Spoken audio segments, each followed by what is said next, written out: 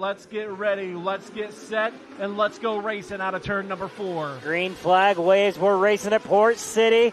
Stock non-wing micros up to the high side.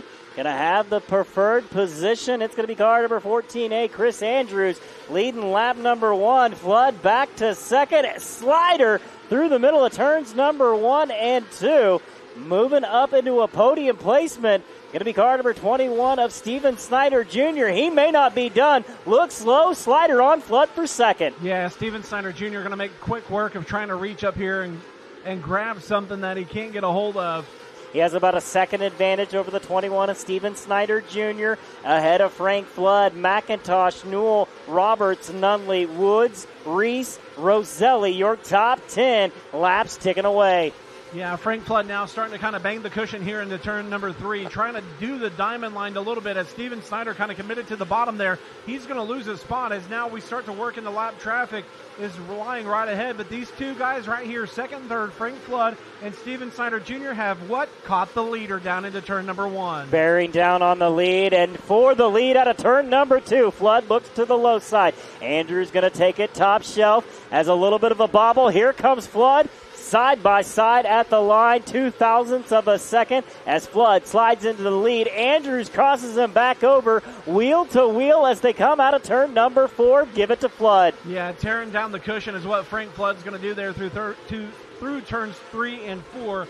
Snyder Jr. going to try and come with him there. It was kind of interesting to see Frank kind of check up, let Andrews go so that he could get that diamond line going. He enters up on the top side of the racetrack and then kind of diamonds down off the bottom. We watch the battle now for a second as Steven Snyder Jr. trying to go to work here on the 14A of Chris Andrews. Looking back throughout the field, Cannon McIntosh in 4th.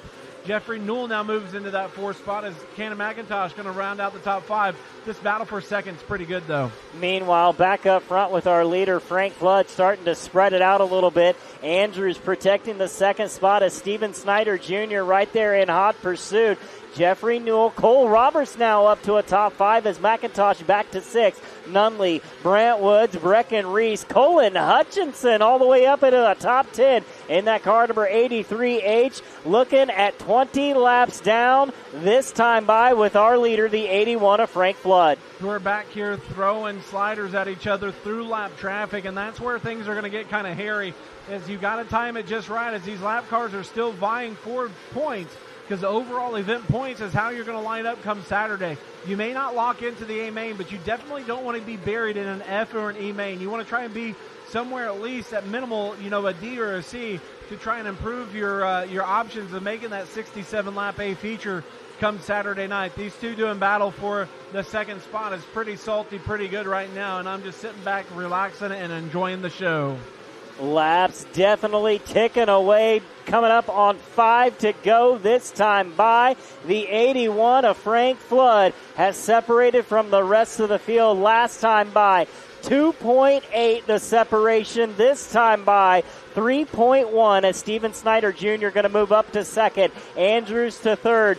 Jeffrey Newell and Cole Roberts, the top 5 as a white flag will fly. Frank Flood going to throw the slider there on a lap car, work his way down the back straightaway.